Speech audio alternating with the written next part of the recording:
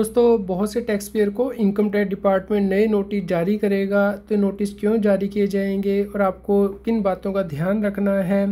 दोस्तों, आपको रिटर्न भी रिवाइज करनी पड़ सकती है पुराने सालों की, इसके बारे में भी डिस्कस करेंगे। तो आप इस वीडियो को अंत तक ज़रूर देखें। दोस्तों, इनकम टैक्स डिपार्टमेंट नए नोटिस निकाल रहा है, जिसके बारे में कि इस वीडियो में डिटेल में डिस्कशन करेंगे, जिससे कि टैक्स पेयर को परेशानी हो सकती है। दोस्तों, रेगुलर अपडेट के लिए आप हमारे YouTube channel CA Satbir Singh को सब्सक्राइब कर लें, ताकि आपको रेगुलर अपडेट मिलते रहें और आप पेनल्टी से बच पाएँ। दोस्तों, इनकम टैक्स डिपार्टमेंट के द्वारा आर्टिफिशियल इंटेलिजेंस का यूज़ किया जा रहा है और SFT को फाइल करने के लिए दोस्तों नए नोटिस जारी किए जा सकते हैं। फाइनेंशियल 23-24 या 24-25 में जिन व्यक्तियों ने के लार्ज फाइनेंशियल ट्रांजैक्शन कंडक्ट की है, इसकी रिपोर्टिंग इनकम टैक्स डिपार्टमेंट को देनी होती है। अगर दोस्तों ऐसे व्यक्तियों ने रिपोर्टिंग नहीं दी है, तो उस केस में इनकम टैक्स डिपार्टमेंट के द्वारा नोटिस जारी किए जाएंगे। दोस्तों, ये SFT की रिपोर्ट नॉर्मली 30 सितंबर तक फाइल करनी होती है, हर फाइनेंशियल ईयर के ख़त्म होने के बाद। तो जिन व्यक्तियों ने ये रिपोर्ट नहीं फाइल की है, उन्हें नोटिस जारी किए जाएंगे, जिससे कि टैक्स पेयर को भी दोस्तों ध्यान रखना है, क्योंकि इससे उनकी इन्फॉर्मेशन भी रिवाइज होगी इनकम टैक्स के पोर्टल पे। दोस्तों, इनकम टैक्स डिपार्टमेंट के द्वारा अब नोटिस भेजने शुरू कर दिए हैं और ये जो पूरा प्रोसेस है वो नवंबर एंड तक कंप्लीट किया जाएगा। और दोस्तों, जो व्यक्ति SFT फाइल करने के लिए लायबल है वो नहीं फाइल करते हैं, उनके ऊपर भारी पेनल्टी भी लगाई जाएगी। तो इसके लिए इनकम टैक्स डिपार्टमेंट ने ऑफिसर को हिदायत दी है। तो दोस्तों, जिन व्यक्तियों ने व्हीकल परचेज़ किए हैं, खास करके अपने माइनर बच्चों के नाम से, या फिर उन्होंने दोस्तों गोल्ड परचेज किया है, या फिर उन्होंने लग्जरी होटल में स्टे किया है जहां पे कि बिल 50,000 रुपये से ज़्यादा का है, ये सभी इंफॉर्मेशन इनकम टैक्स डिपार्टमेंट मांग रहा है SFT के द्वारा, यानी कि स्टेटमेंट ऑफ फाइनेंशियल ट्रांजेक्शन्स के द्वारा। जहाँ पे कि हाई वैल्यू ट्रांजेक्शन व्यक्ति करता है, तो इसकी रिपोर्टिंग इनकम टैक्स डिपार्टमेंट को की जाती है। तो दोस्तों, ये इन्फॉर्मेशन आपकी इनकम टैक्स रिटर्न से मैच होनी चाहिए। कहीं ऐसा ना हो कि आपने रिटर्न कम अमाउंट की भरी है जबकि आपने एक्सपेंसेस ज़्यादा के किए हैं, तो उस केस में टैक्स पेयर को भी बाद में नोटिस जारी किए जाएंगे। तो अभी तो दोस्तों ये इन्फॉर्मेशन जो फाइनेंशियल इंस्टीट्यूशंस हैं उनसे मांगी गई है।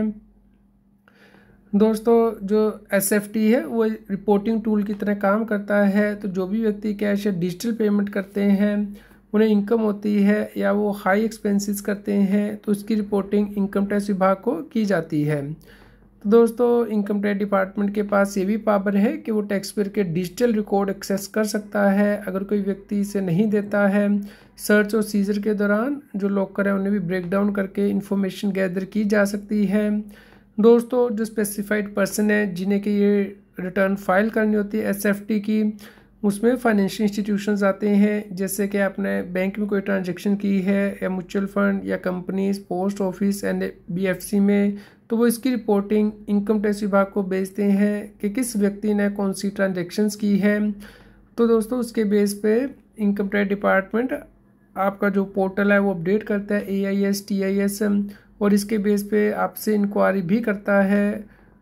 दोस्तों, जो SFT व्यक्ति फाइल करते हो बैंकिंग कंपनी, कोऑपरेटिव बैंक, जैसे कि आप कैश पेमेंट करते हैं या फिर आप FD कराते हैं स्पेसिफाइड अमाउंट से ज़्यादा, जैसे 10 लाख से ज़्यादा की, या फिर पोस्ट ऑफिस में आपने कैश डिपॉजिट किए हैं, FDRs कराई हैं अबव लिमिट, या फिर NBFC में आपने हाई डिपॉजिट कराए हैं, या फिर दोस्तों आपने बॉन्ड, डिबेंचर या फिर शेयर परचेज किए हैं 10 लाख रुपये से ज़्यादा के, या फिर लिस्टेड कंपनीज ने 10 लाख उससे ज़्यादा के जो शेयर है वो बाय बैक किए हैं, या फिर म्यूचुअल फंड जहाँ पे के 10 लाख रहे उससे ज़्यादा के जो यूनिट है वो एक्वायर किए गए हैं, या फिर आपने क्रेडिट कार्ड के थ्रू पेमेंट की है जहाँ पे कि 1 लाख से ज़्यादा की पेमेंट कैश में की है, या 10 लाख से ज़्यादा किसी और मोड से, या फिर आपने रजिस्ट्री कराई है, कोई प्रॉपर्टी परचेज़ की है दोस्तों 30 लाख है उससे ज़्यादा की, तो उस केस में जो रजिस्ट्रार होता है वो उसकी जानकारी इनकम टैक्स विभाग को देता है।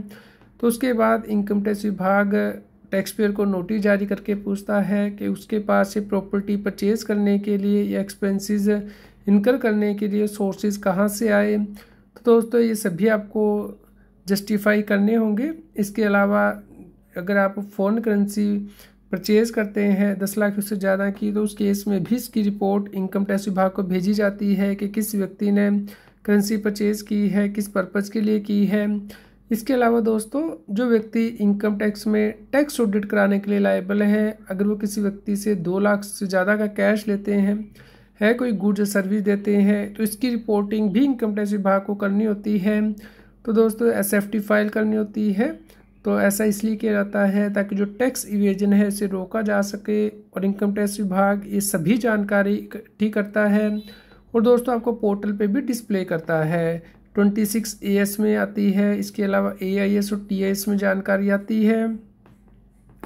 दोस्तों यहाँ पे आप देख सकते हैं ये टैक्स पेयर इंफॉर्मेशन समरी है, तो सभी सोर्सेज से ये जानकारी इकट्ठी करके आपको दिखाई जाती है इनकम टैक्स के पोर्टल पे। ये इन्फॉर्मेशन इनकम टैक्स डिपार्टमेंट के पास उपलब्ध है, तो इसके बेस पे आपको अपनी इनकम टैक्स रिटर्न फाइल करनी होती है। जो इनकम है वो रिस्पेक्टिव हेड में आपको शो करनी होती है, जैसे कि सेविंग बैंक के इंटरेस्ट हैं, या फिर आपने कोई म्यूचुअल फंड सेल किए हैं उससे आपको कोई कैपिटल गेन हुआ है, या फिर आपने कोई बिज़नेस की ट्रांजैक्शन की है तो बिज़नेस साइड के अंदर दिखानी होती है। अगर आप कोई FD परचेज़ करते हैं या FD रिडीम कराते हैं दोस्तों, इसकी जानकारी भी इनकम टैक्स विभाग के पास जाती है। तो आपको सोर्स एक्सप्लेन करना होता है कि आपके पास FD कराने के लिए पैसा कहाँ से आया, क्या आपने उसके ऊपर टैक्स पे कर दिया था नहीं। इसी प्रकार यदि आप ऑनलाइन गेम खेलते हैं, क्रिप्टो करेंसी ट्रांजेक्शन करते हैं, तो इस सभी प्रकार की ट्रांजेक्शन रिपोर्ट होंगी इनकम टैक्स के पोर्टल पे। तो दोस्तों, अगर आपने ट्रांजेक्शन कंसीडर नहीं की होंगी तो आपको इनकम टैक्स की रिटर्न को अब अपडेट करना होगा दोस्तों, क्योंकि इनकम टैक्स रिटर्न को फाइल करने का टाइम लिमिट निकल चुका है फाइनेंशियल ईयर 23-24 के लिए। तो इसलिए आपको अपडेटेड रिटर्न फाइल करनी होगी।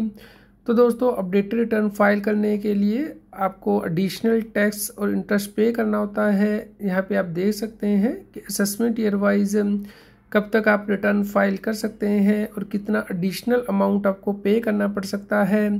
तो इसलिए इंश्योर कीजिएगा कि इनकम टैक्स के पोर्टल को रेगुलरली चेक कीजिएगा, खास करके पुराने 2 साल, क्योंकि अगर कोई व्यक्ति SFT में इंफॉर्मेशन अपडेट कर देगा तो आपके पैन में वो दिखाई देगी। अगर आपसे रिलेटेड होगी तो उसके बेस पे आपको अपनी रिटर्न रिवाइज करनी पड़ सकती है। दोस्तों, आपको ये ध्यान रखना है कि आप ITR-U में अपडेटेड रिटर्न में रिफंड क्लेम नहीं कर सकते हैं। तो अगर आपको कोई TDS एक्स्ट्रा वहाँ पे आ रहा है 26 CS में, तो इसके लिए आपको कॉन्डोनेशन की एप्लीकेशन फाइल करनी होगी और उसके बाद अप्रूवल के बाद ही आप ITR फाइल करके रिफ़ंड ले पाएंगे। तो दोस्तों, आप ये जानकारी सभी लोगों के साथ शेयर करें और आप हमारे WhatsApp चैनल को भी सब्सक्राइब कर लें। QR कोड स्क्रीन पे दिया गया है, पर लाइक करें, शेयर करें। अगर आपको कोई क्वेश्चन हो तो आप हमें कमेंट करके ज़रूर बताएं।